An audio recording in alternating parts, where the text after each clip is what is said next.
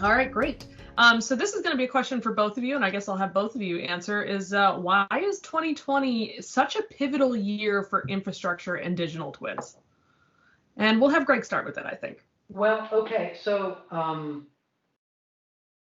we supposed, because of what's gone on in 2020, we would know that project-wide, well, with everyone having to virtualize, so that's obviously what the backdrop is. And we knew that would be that'd be good for project-wise, and project-wise would be good for engineers needing to virtualize. 4D construction modeling would gain because distancing that needs to occur on sites now and so forth. And resilient digital twins would be a better idea than ever because here's a peril that wasn't anticipated and so forth. But in coming to the conference, I keep coming across and making note of other aspects that I would not have occurred to me from first principles that are pivoting.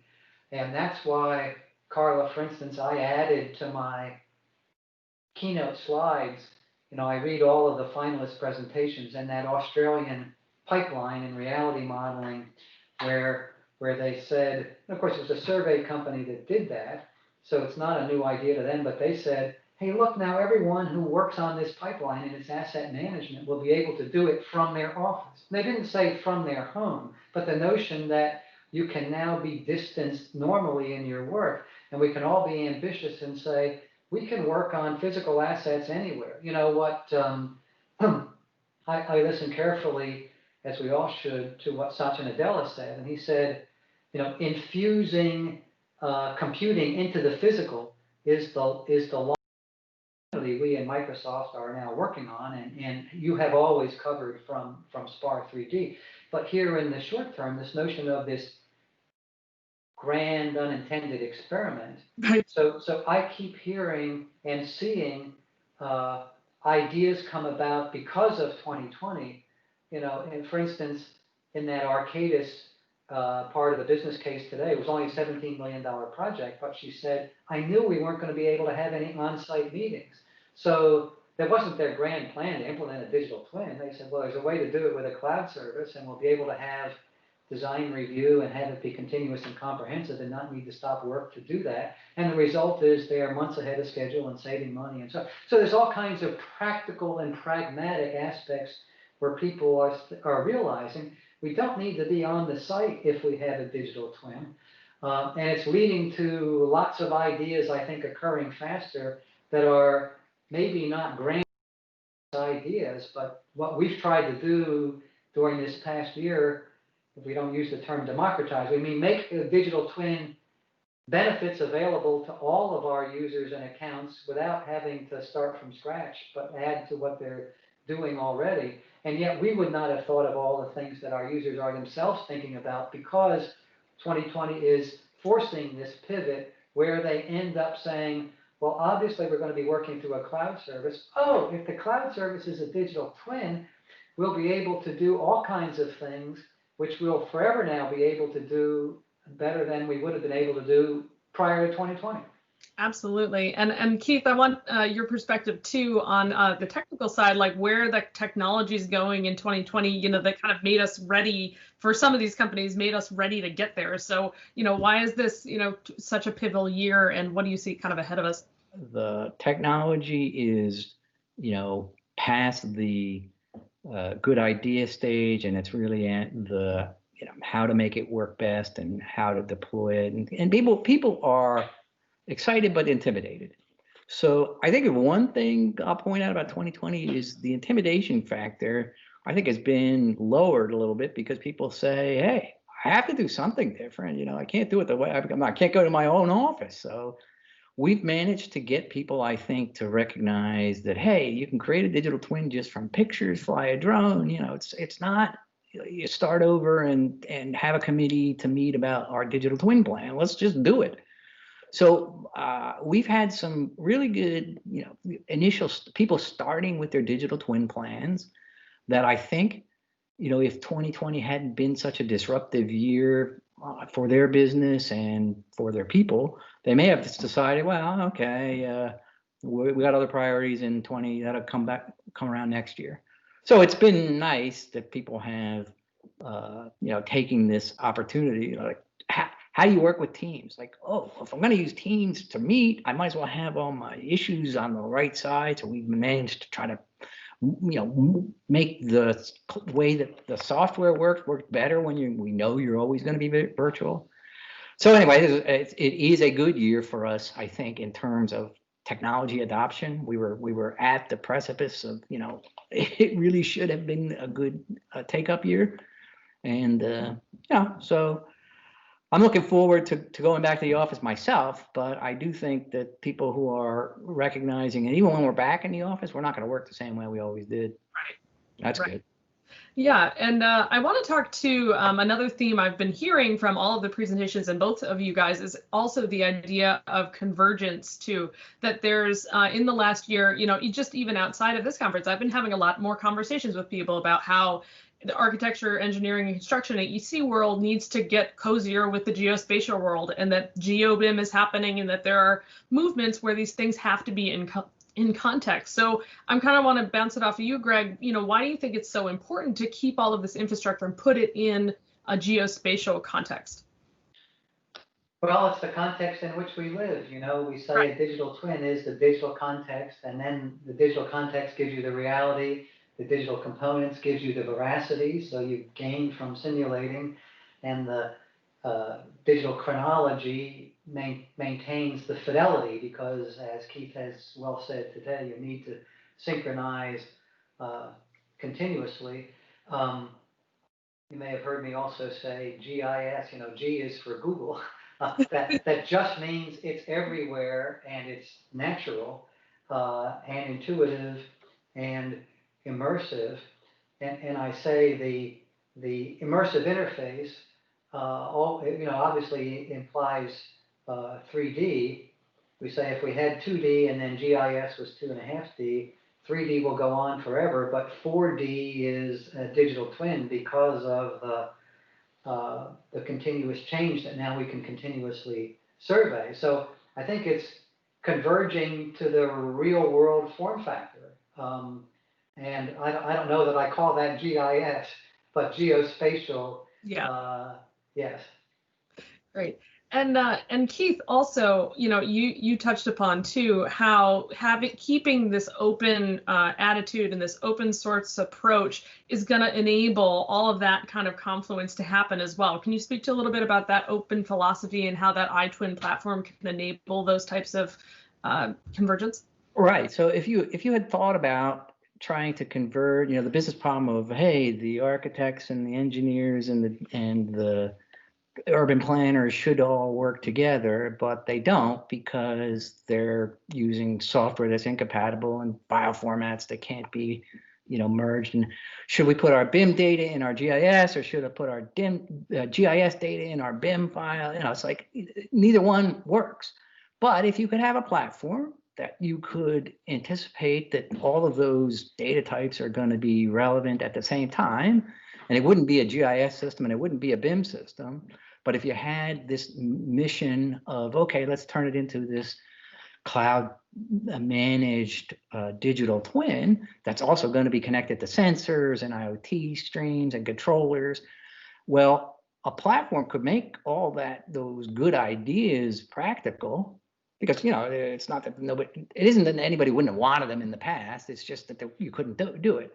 So, but who's going to write? Who's going to write all that software? There isn't going to be one answer to that, because even Microsoft, they acknowledge this is a problem way bigger than them, bigger than Bentley. So what we hope for is that we can provide the enabling layers that other people can use to integrate all those diverse sets of systems, which will be different on every type of asset, and each instance of each asset will look a little bit different. So there's going to be people who will be good at combining all these data types together, and hopefully they'll do it using a platform that I think should be an open platform, and that's what our iTwin platform aspires to be. Absolutely. And similarly, on the partners front, how do you think Siemens' digital twin goals align with yours as well? Well, our Siemens long-term vision. I'm not going to speak for them. Obviously, they can speak for themselves, but they speak. 2 years ago, we had the Siemens Chief Strategy Officer at our conference, and he's sort of the originator of the servitization strategy. Servitization on Siemens' part is they don't really want to sell motors and drives and so forth. They want to sell rotation and throughput, and they sell trains, but they would rather sell uptime and reliability and so forth. And a digital twin is exactly the strategy to achieve that, where again everyone gains. I suppose, come to think of it, it's another extension of this as a service notion. Microsoft provide the computing, we provide an iTwin platform. Siemens has specialized hardware and solutions taking advantage of their vertical expertise, and it's all as a service ultimately for an infrastructure owner. But maybe that infrastructure owner has been an owner. In the future, they may be an operator who contract to engineers, which the engineers are doing the analytics and machine learning that Keith's talking about, because the data can now be opened up and rectified and queried and so forth to get smarter across a whole universe and be a better provider of uptime and reliability and train schedules and so forth. Siemens knows they have an important role in that, and we want them to be a great user of digital twins, and together we're promoting digital twins as a concept. They have a head start on that, having started on the product engineering side. The infrastructure engineering side was harder, it took longer, but now we're there, and it's another what I call digital co-ventures. Literally, we're providing joint cloud services that either of us can sell, and we work on developing our own parts together, and they work well because that's what you do. Think of the integration first. Yeah, and also speaking to that kind of entire life cycle, going after those folks at all the life cycles. Keith, you brought up a response to a question this morning about the misconception that digital twins are for new stuff, right? Is that we can absolutely, start with working with people to make digital twins of existing assets, of existing infrastructure, for various reasons, for inspection, all those types of things. Can you speak to a little bit more about how kind of the context capture and reality capture tech has maybe allowed that to happen, or is in a good trajectory to make that happen more readily? Right. The process that it takes to acquire a reliable, accurate, because if you take a picture, it's what's there. You don't see what's not there. It's only to the surface, so it's not a complete digital twin in the the broader meaning. But you could take a picture or fly a drone, and then by using some of our machine learning, you can recognize what's in those meshes, what they mean, correlate them automatically geospatially with other asset tags that you have in other databases. So now you start to make it so that what started as a picture is actually a 3D model, and it's actually connected to your information systems, and you can actually track change, what's different about it now than in the past. And nobody had to, commission a new project to re-engineer anything, or nobody had to send out any, people that have PhDs to make it work. And so people are doing that, and they're starting to recognize that, this is a lot of really valuable information, and let's store it. Let's make sure we track it. Let's connect it. Let's make sure we have tools that can find it, And so I think, just getting started is the most important thing that I want people to come away from is, look, don't wait until you have an emergency. Get started with what you have. And frankly, it's not going to solve all the world's problems, but it can at least start you on the right path to start solving some of your problems. Right. And so I was very impressed by the Shell presentations. They were talking about just going out and taking what they have, harvesting what they have essentially, and combining it in ways that they can then study, what their proposed, alternatives would look like. And so that wasn't a hard project. I mean, yes, we put a lot of work into it with them, but in the grand scheme of technology conversions that would have had to happen within Shell, I think it's probably one of the easiest projects they've done. So anyway, get started. That's my message. Get started. Can I mention a project on the other extreme to make sure it has your attention? Sure. The Korean project called Smart Watch on a Bridge. So that's a special recognition project. It caught my attention because it was a finalist. I read the whole nomination for every finalist. We asked, what's the cost of the project? $10,000. But they really mean $10,000. They said, how can we instrument our bridges in Korea for $10,000 each? And the answer is with vision and video. Now, they also have a couple of inexpensive sensors, but it's not the instrumentation that would cost hundreds of thousands of dollars per bridge. And I like to say I gave it the award in asset performance modeling because, of course, you also need to have the structural model, and you can back into the structural model of the bridge from its actual behavior and deflections when your video watches a truck go over it and looks at the machine learning of how squished the tires were, what the load is, and what the vibrations are and deflection. Then you can tune or update and calibrate your structural model, but then you use vision and visual. So I think it's just a fast forward of what you guys started at SPAR with this notion of observations and the future of surveying as it becomes continuous and real-time surveying. So I hope you'll stay on top of this smart watch on a bridge, really very cleverly named also, for $10,000, because that again is something you don't have to wait to start to do. That's their whole point. And and we're seeing, lots of ways in which, people have applied the tech in ways we would never have thought, and like you were saying earlier, you can't even imagine some of the things that they come up with, so it's again, having that open platform too, to figure out how to use it and how to plug it into what they have is really crucial.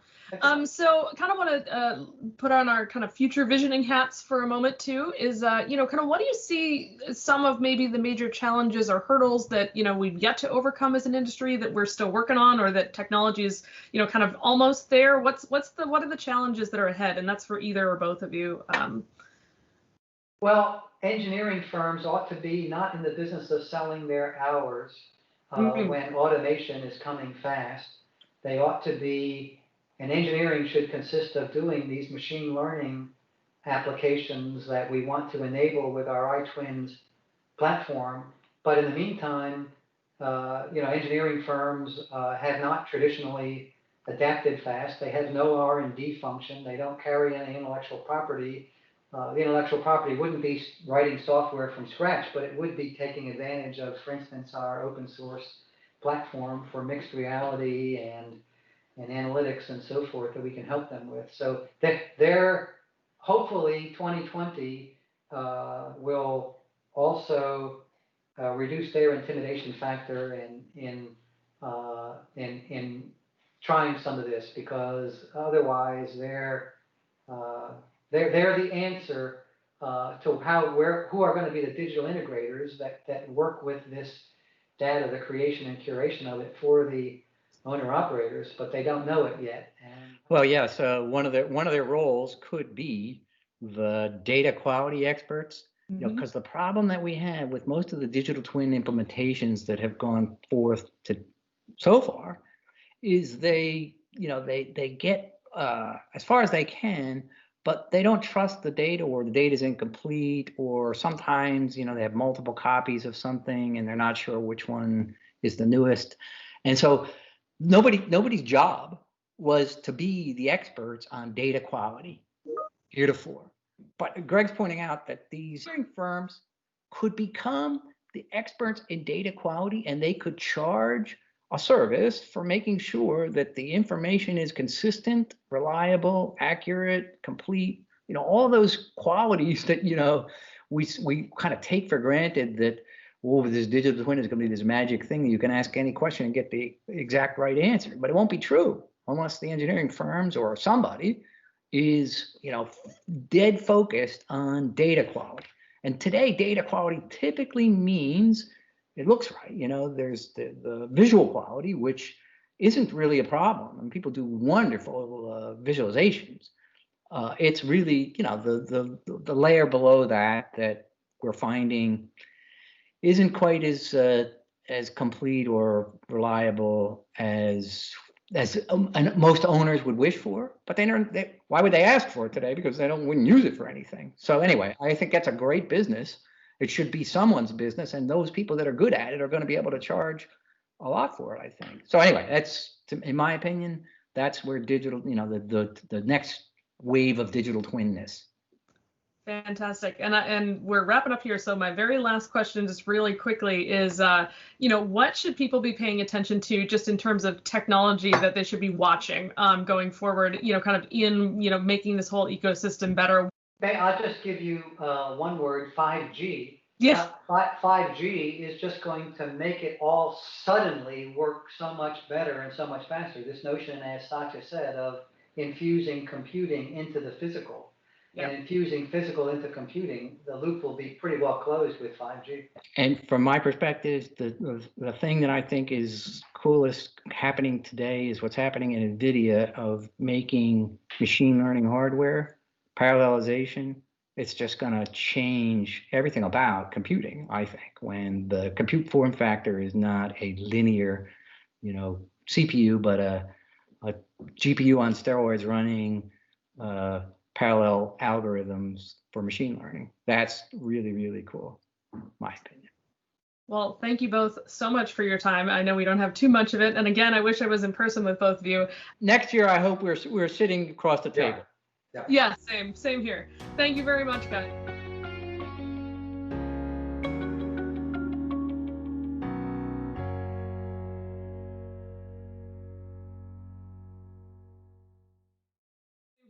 Thank you very much, guys.